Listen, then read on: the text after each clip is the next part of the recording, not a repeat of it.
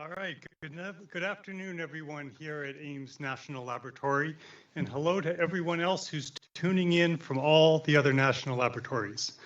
We're delighted to have U.S. Secretary of Energy Jennifer Granholm here today with us in beautiful Ames, Iowa. Thank you for coming. It was a heroic effort for you to make it here today. We're also happy to welcome all the other National Laboratory employees from across the country for this farewell event. Thank you so much for being here, everyone in the audience and downstairs, and thank you all tuning in online. We're very glad to have you. Ames National Laboratory first hosted Secretary Granholm in 2021. Because of the pandemic, unfortunately, she wasn't here, but she joined us on a specially coordinated multi-stop virtual tour. And despite the distance and the limitations of the virtual format, her enthusiasm and passion for the Department of Energy mission was so obvious. And our role in delivering on that mission came through loud and clear. And that enthusiasm and passion continues to this day, supporting our laboratory through 4 years of excellence in science and innovation. A little later today, our researchers will be sharing some highlights with Secretary Granholm, those highlights of our excellence in innovation, such as our Institute for the Cooperative Upcycling of Plastics, an Energy Frontier Research Center, which has made great strides addressing the global challenges of plastic waste through innovations in catalysis. We'll also be inviting her to celebrate the long-term success of the Critical Materials Innovation Hub, a partnership between national laboratories, universities, and industrial partners that has become the country's primary research and development resource for solutions to develop resilient and secure supply chains for rare earth metals and other materials critical to the nation's clean energy security, economic security, and national security. We'll also be showcasing the expansion and renovation of our facilities and capabilities, which spur the transition of lab discoveries from basic science through applied research to commercial adoption in support of U.S. manufacturing, the deployment of more energy efficient power systems, and ultimately the first generation of commercial fusion energy. Accomplishments like these do not happen without strong leadership with vision and purpose. We consider it a great fortune that President Biden wisely chose such a tireless advocate for the value and strength of our national laboratories. So on behalf of all 17 national labs, I express our thanks, and I'm very proud to introduce U.S. Secretary of Energy Jennifer Granholm.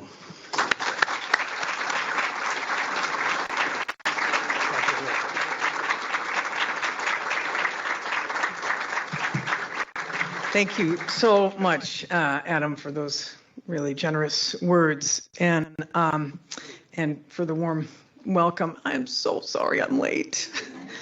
Who's working on teleportation?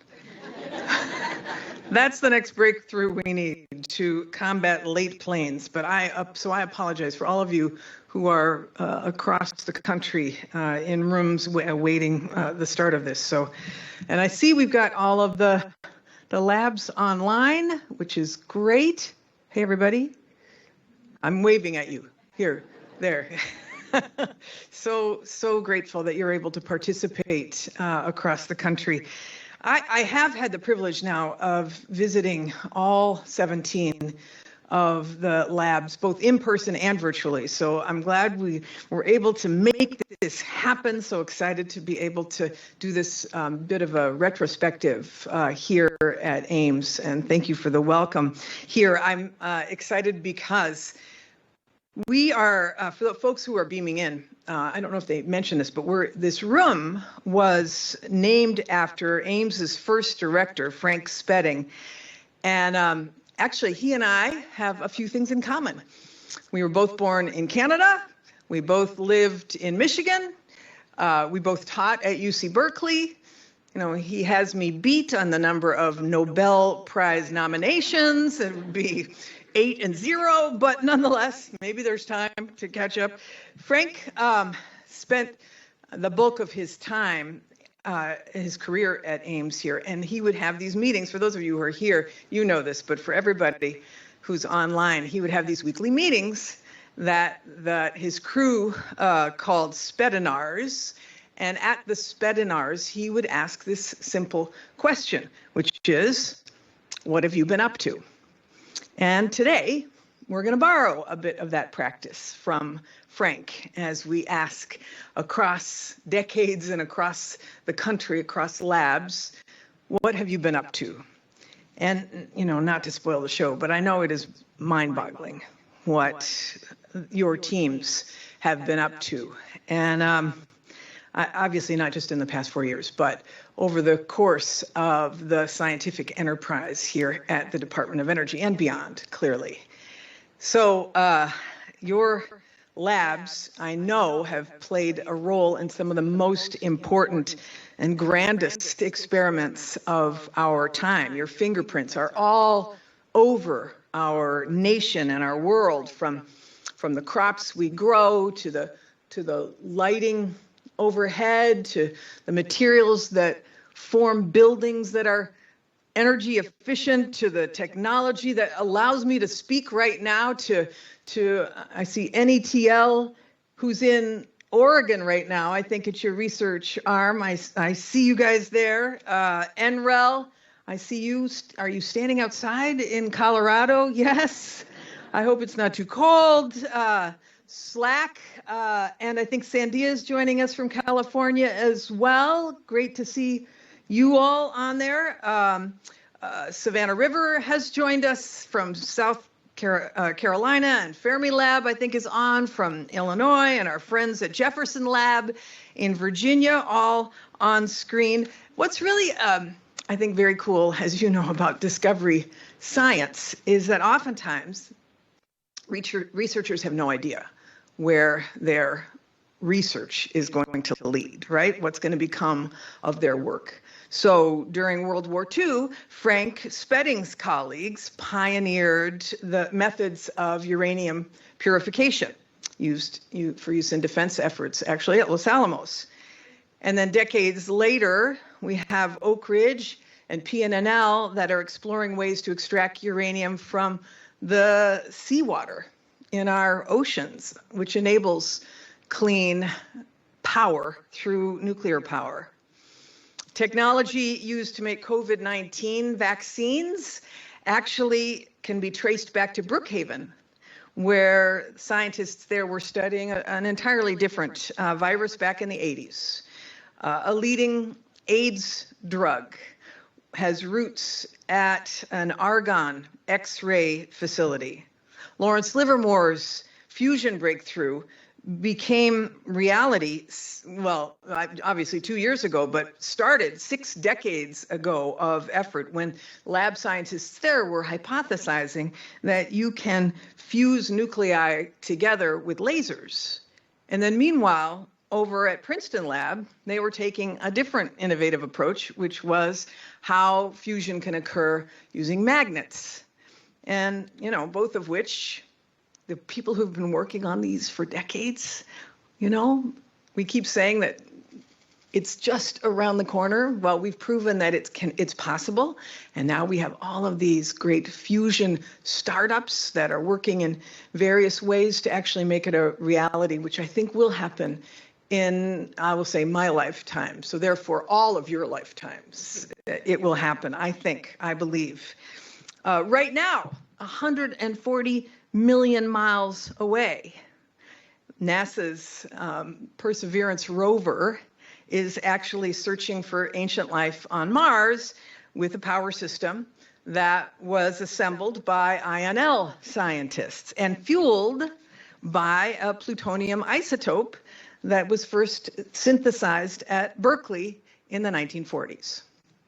Scientists are at the beginning and the middle and the end of our work at the Department of Energy. Every pore, every crevice, we are bound to scientists in an inextricable garment of destiny, as Dr. King might have said. We have a deeper understanding of the world around us the air that we breathe, the water that we drink, the food that we eat, because of the work that is done by you all.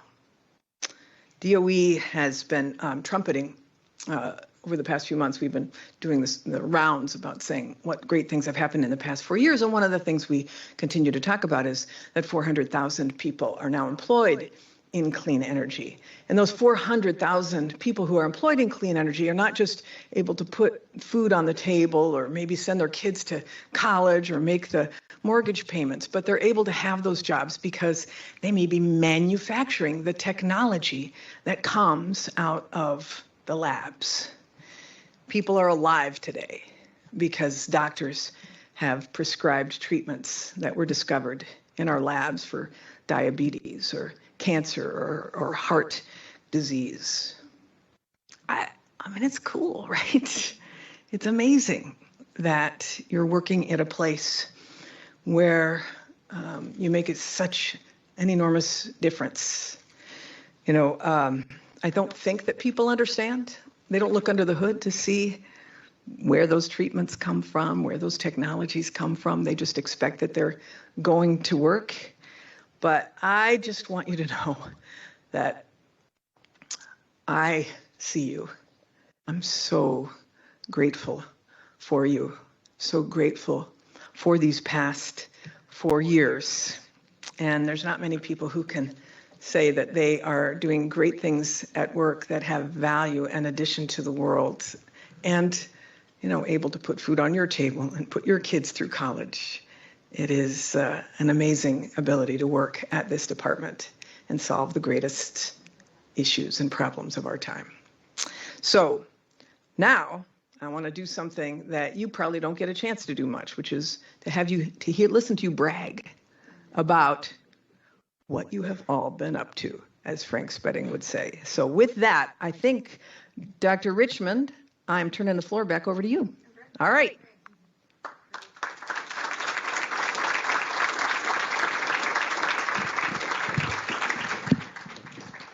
Well, it's great to be here. Thank you, Secretary, for being here.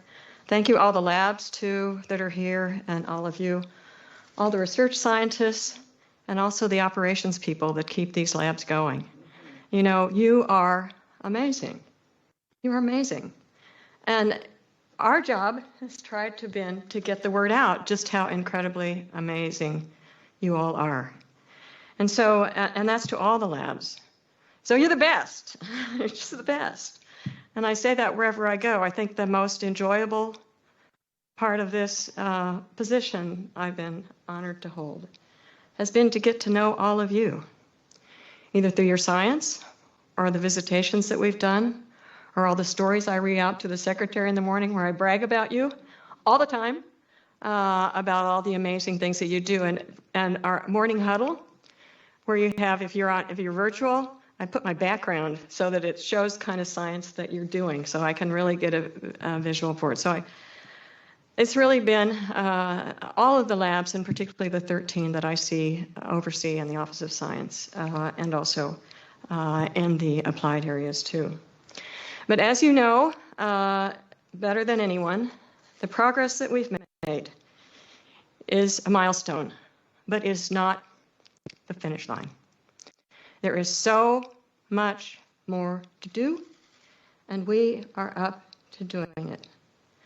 The nation depends upon us: energy, environment, security, research. That's our mission.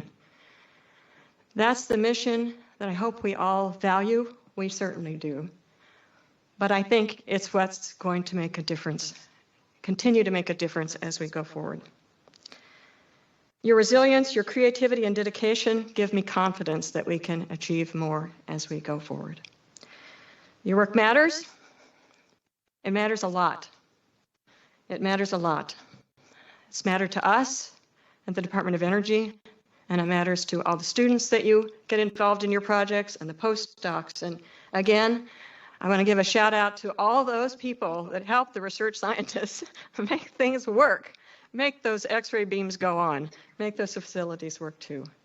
So let me just thank you and say, let's keep the charge going. But before I do that, before I end and walk off of here, I want to turn this now over to Administrator Jill Ruby, who oversees the NNSA lab, so she can say a few words.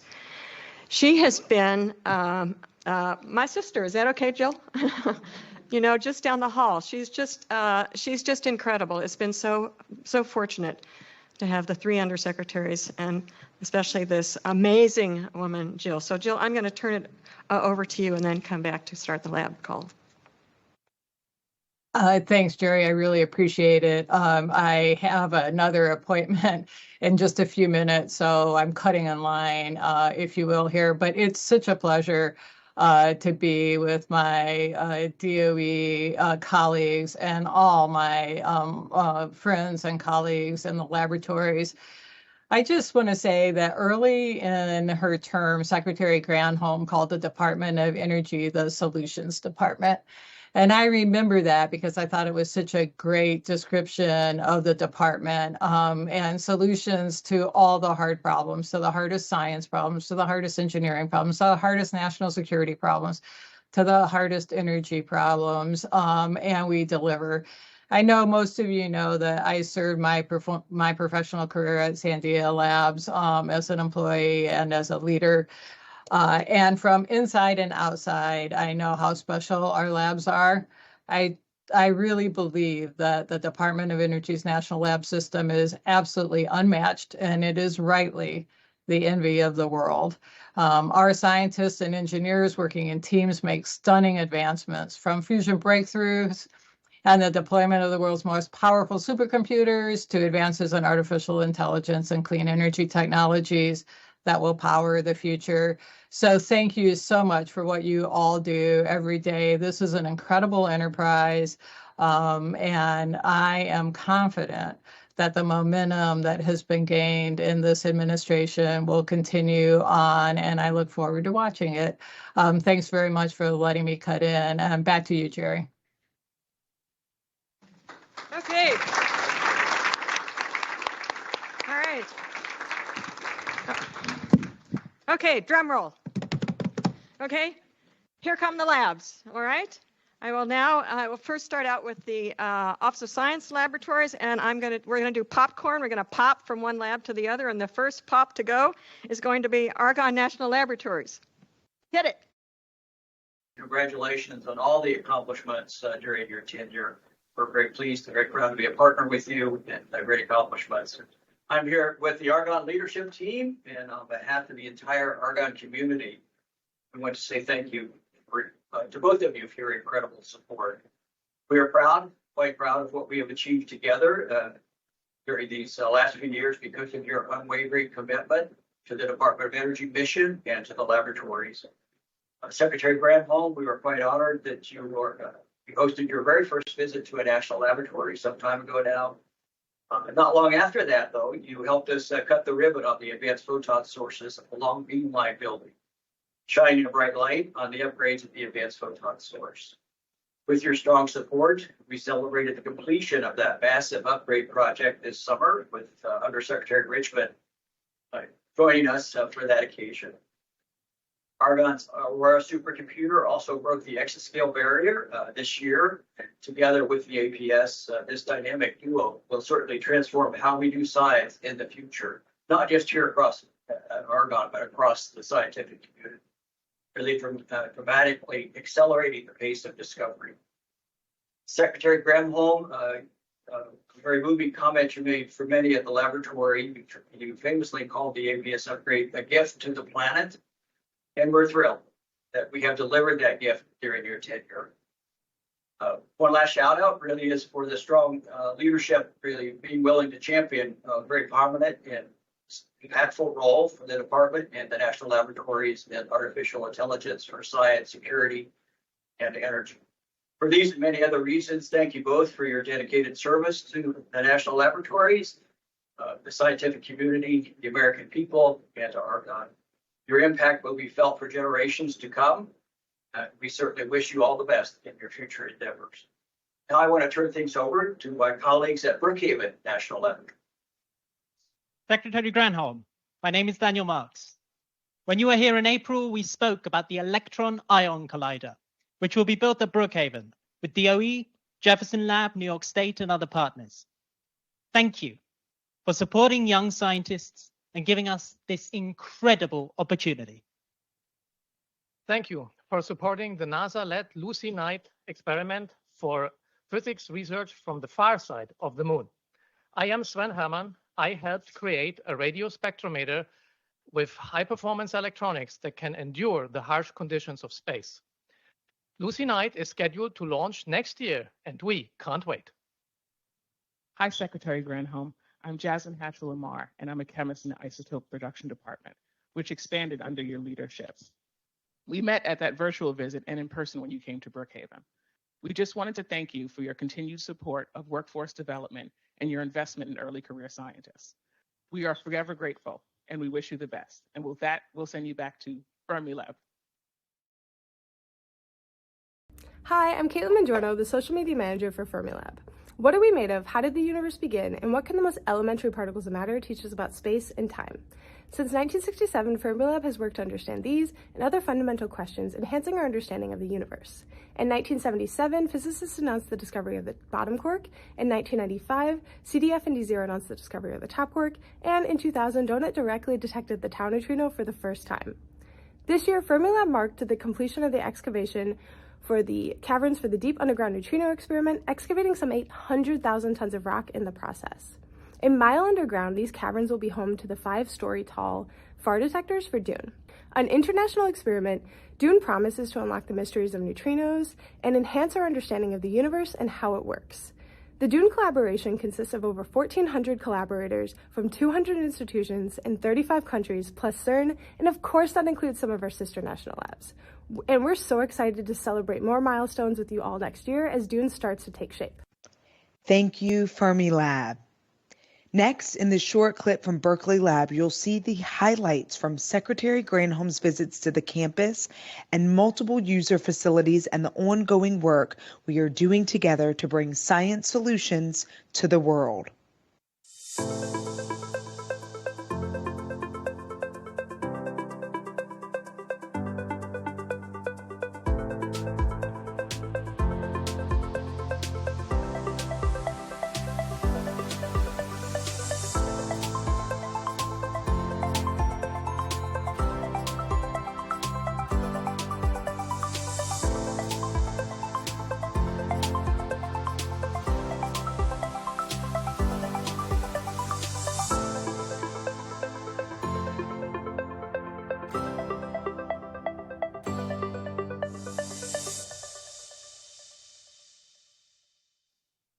And next, a message from the Oak Ridge National Laboratory.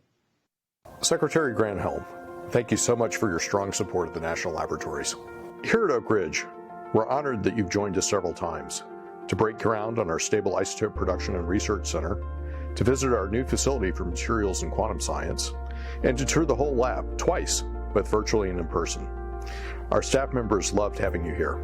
It means a lot when the Secretary takes time to learn what we do and encourages the staff members directly contributing to U.S. competitiveness and innovation.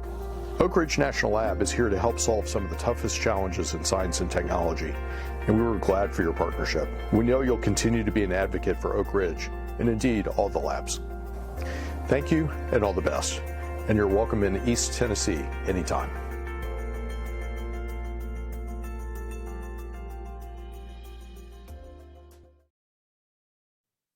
Thank you, Oak Ridge team. Next, we welcome PNNL live from the West Coast. Well, greetings. I'm Laboratory Director Stephen Ashby, and with me today is Emily Mace, who is one of our terrific STEM ambassadors and a physicist and our National Security Director. Thanks, Steve. I'm excited to share 3 quick examples today of where PNNL contributions have gone in the last few years, specifically in scientific discovery, energy resilience, and national security. First, we launched a new partnership with Microsoft and demonstrated how AI could dramatically accelerate scientific discovery in materials. It was the #1 social media event in PNNL history, and we were even in lights in Times Square. Next, we dedicated the launch of the grid storage launch pad, excuse me.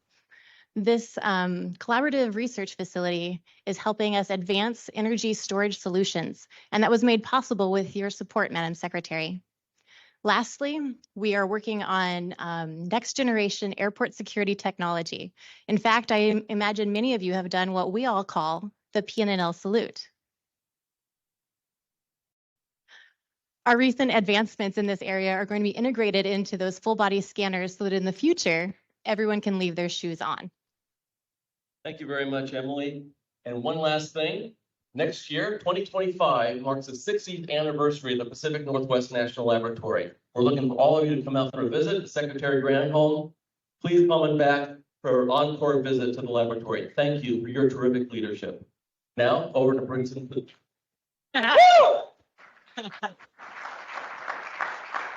Now I'll throw it over to Princeton. Hello from Princeton. It's been a great honor to serve under your leadership, Secretary. Thank you for everything you have done. We were asked for a fun fact about our lab. It's the hottest place in the universe, 400 million degrees. It's a record we cherish very much. This is the place that much of the fusion research that you talked about in your introduction started. And when fusion is done, they'll remember us for that. But there are many other things we're doing in the intermediate time. We're also helping the US microelectronics industry, and we're making diamonds. Every time I say we're making diamonds, I think I sound like a Bond villain, but we are making diamonds. We're inspired by the vision that you brought to the Department of Energy, and we thank you so much. And now I will pass to the SLAC National Accelerator Lab. Thank you again.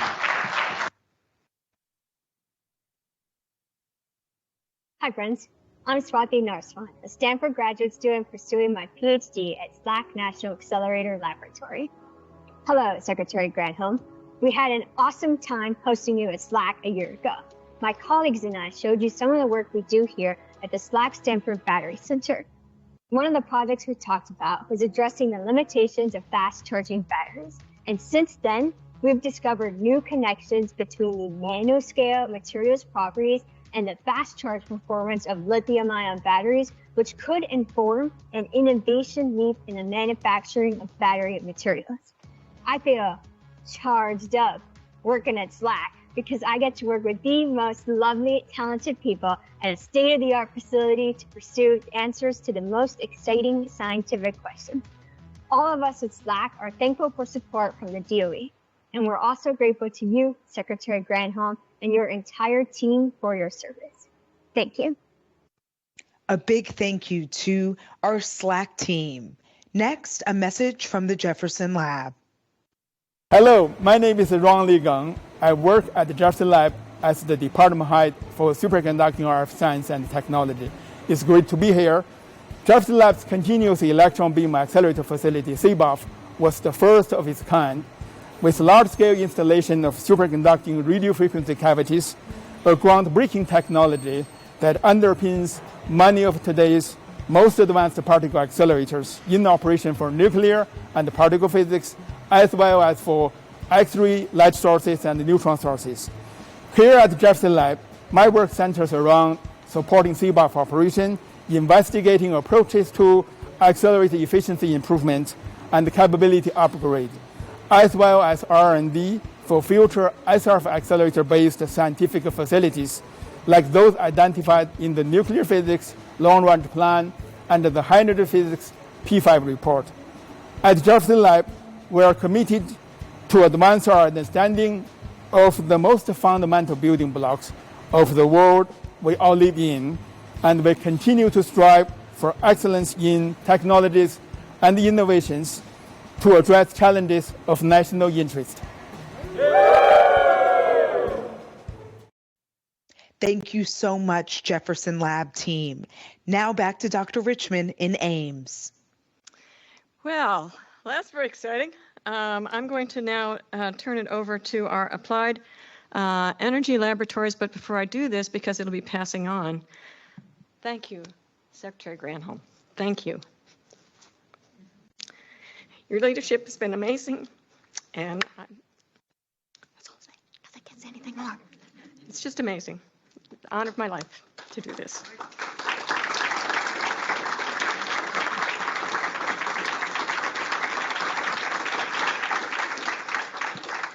Okay, so now Idaho National Laboratory. So INL, hit it. Hi, my name is Cameron Schiller, and I am a mechanical engineer here at Idaho National Laboratory, where I focus on integrating robotics into our new sample preparation laboratory, or SPL, which is the first hot cell facility built at INL in 49 years. My work involves designing and implementing robotic systems to streamline operations and improve efficiency in handling radioactive materials. This year, INL is proudly celebrating 75 years as a national laboratory. As the nation's Center for Nuclear Energy Research and Development, INL's vision is to change the world's energy future and secure our nation's critical infrastructure. And now we would like to introduce the National Energy Technology Lab. Thank you, and greetings from Pittsburgh, Pennsylvania, in the National Energy Technology Laboratory, where we celebrated our 25th anniversary this month. I'm Mary Ann Walt, the director of NETL, and I want to personally thank Secretary Granholm for all of her contributions to us and to the Department of Energy over the last several years. And while NETL is relatively new at a national laboratory, our history goes all the way back to 1910 with the Bureau of Mines. Today, we do our R&D at 3 sites: Morgantown, West Virginia, Albany, Oregon, and Pittsburgh. And over the years, our technology development has contributed to a lot of important advances ranging from acid rain elimination to the shale gas revolution. And a key current focus area for us is the supply of critical minerals to our nation, focusing on unconventional sources such as coal ash. These are important for both the energy security and for our overall national security of the nation. And as DOE's only government-owned and government-operated national laboratory, NETL is proud to serve the nation as a field office for the department. This past year, we awarded more than $10 billion, with a B, in funds that supports more than 2,000 projects across the nation to advance DOE's missions. We're working every day to help shape our energy future through research and development in carbon management and sustainable energy production. So thank you again, Secretary Granholm, and now I'll turn it over to the National Renewable Energy Laboratory. Thank you, everybody. So at Annual, we're running 4 sites, 2 here in Colorado, 1 in Washington, and 1 in Alaska. Here in Colorado, on this beautiful foothills of the Rocky Mountains, we're working on the future of energy, from renewable energy, energy efficiency, energy security, and also systems integration. In Alaska, we're tackling this big extreme environments and trying to make the life of the people there in Alaska much better. So, Madam Secretary, how you always said, we made a lot of progress, and we are so excited and proud to see what progress we have made over the last 4 years, but we know we have so much more to do. For us, it was a great honor to accompany you when you went down to Puerto Rico, talked to all these communities within the Puerto Rico 100 study. We were so excited when you joined the President of the United States and the governor to visit the Flatiron site, and we told you all about the energy systems integration. So we're so excited and so proud to work with you. And for this now, we know we have a lot of work to do. So there's so much more work to do. But what we want to do really in name of all the Enrelians, we want to thank you for all your support and dedication and your urgency to create a better planet. So thank you, Madam Secretary, for all what you've done in name of all the Enrelians. Thank you very much. Thank you.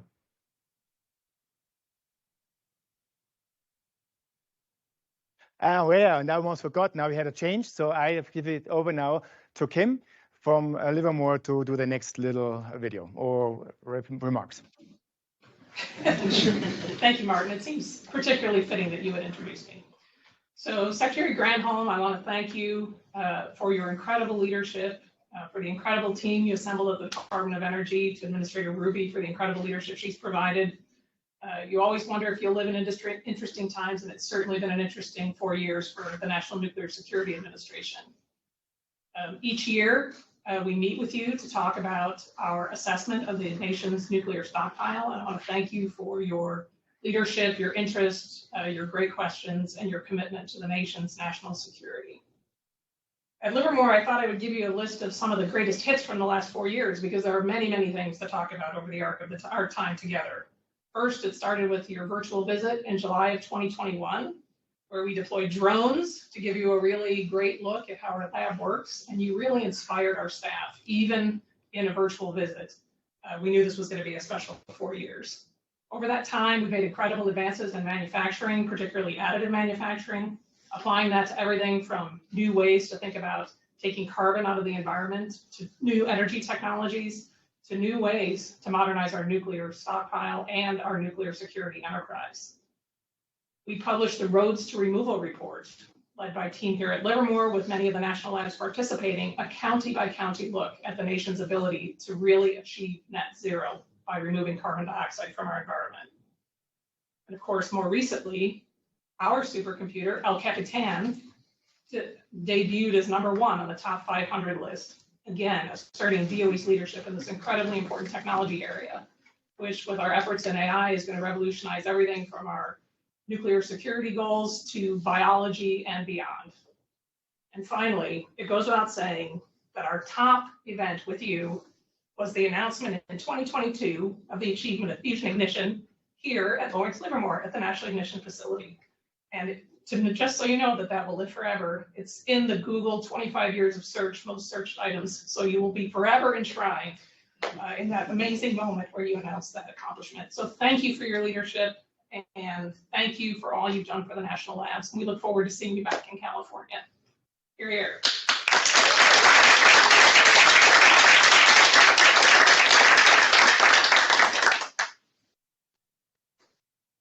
Oh, and I'm supposed to introduce my good friend and colleague, Tom Mason from Los Alamos National Laboratory. Okay. All right, thank you, Kim. It's really a pleasure to acknowledge the work that we've done, Secretary Granholm, with you and your team over what has been a really incredible period of growth for our laboratory and for the complex.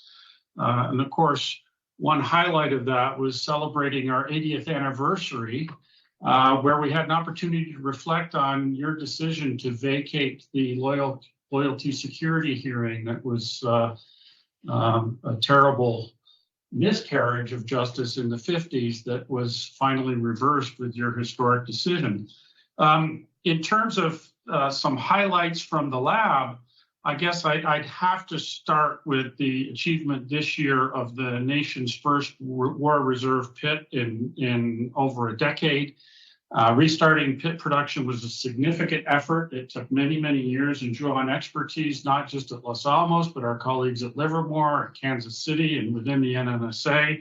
And I'd be remiss if I didn't mention that I haven't forgotten my commitment to you in terms of the diamond stamp coveted T-shirt that acknowledges that achievement.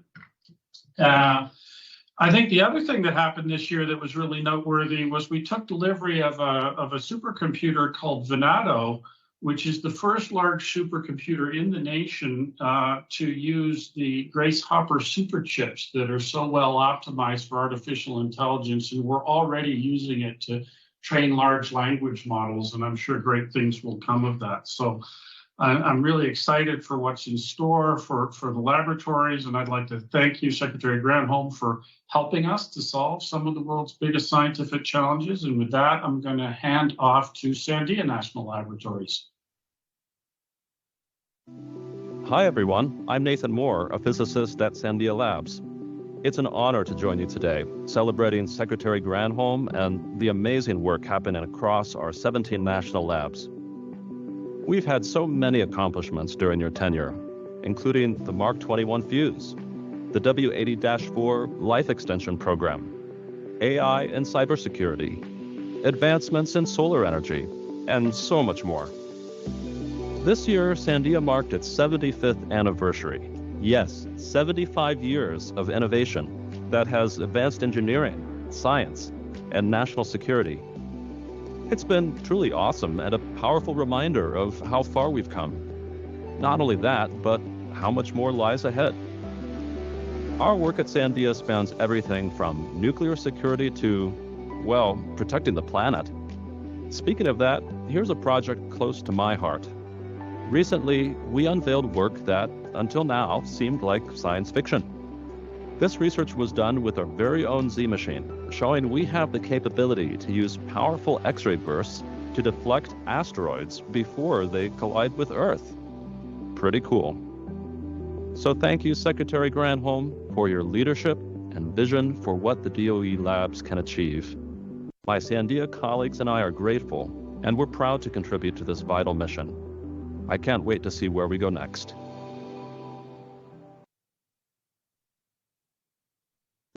Thank you, Sandia, Administrator Ruby, and all of our NNSA labs. Now we welcome Candace Robertson from the Office of Environmental Management. Thank you, Madam Secretary, for your transformative and empowering leadership.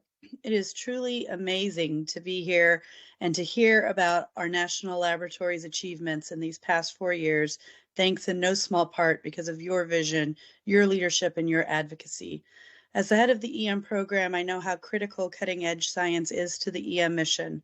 That's why for 20 years, EM has been fortunate to have the Savannah River National Laboratory as our corporate lab.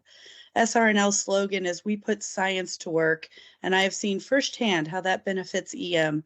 The advancements, innovations, and scientific understanding DOE's national laboratories have provided to the EM program underpin the decisions that we make and enable us to build trust and support for those decisions.